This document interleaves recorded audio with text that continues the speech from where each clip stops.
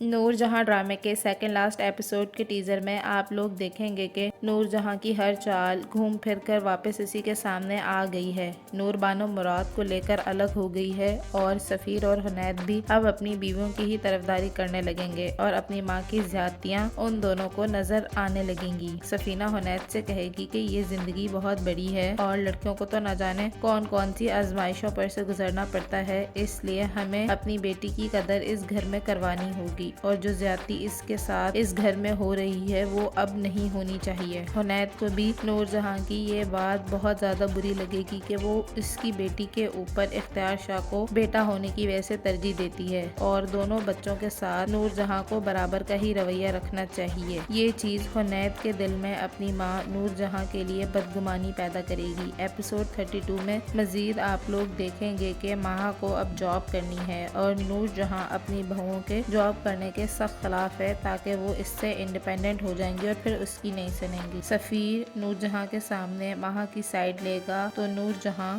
صاف صاف انکار کر دے گی کہ ماہا جاب نہیں کرے گی۔ ماہا بھی سفیر کو بہت ہی زیادہ پریشر اس کے اوپر ڈالے گی، اس سے کہے گی کہ میں تمہیں تو شاید چھوڑ سکتی ہوں لیکن اس جاب کو نہیں چھوڑ سکتی ہوں۔ نور جہاں کے بار بار انکار کرنے پر ماہا سفیر کو صاف صاف یہ کہہ دے گی کہ اب تمہیں اپنی ماں اور اپنے بیٹے اور مجھ میں سے کسی ایک کو ہی چننا ہوگا، اور یہ ترکیب اسے سفینہ نے ہی دی ہے۔ وہ ماہا سے کہے گی کہ تمہارے لیے کوئی بات منوانا نور جہاں کے سامنے کیا مسئلہ ہے، تم نے تو اس گھر کو اور نور جہاں کو اکلوتا وارث اختیار شاہ دیا ہے۔ نور بانو اپنے گھر میں اپنے باپ کی پھٹی ہوئی قمیص پہن کر کھڑی ہوگی اور مراد کو بتا دے گی کہ مجھے پتا ہے کہ تم نے اور تمہارے بھائیوں نے مل کر میرے باپ کو مارا ہے اور یہ وہی قمیص ہے جو میں نے پہنی ہوئی ہے جو تم لوگوں نے پھاڑ دی تھی میرے باپ کو مارتے مارتے۔ مراد حیران کھڑا نور بانو کو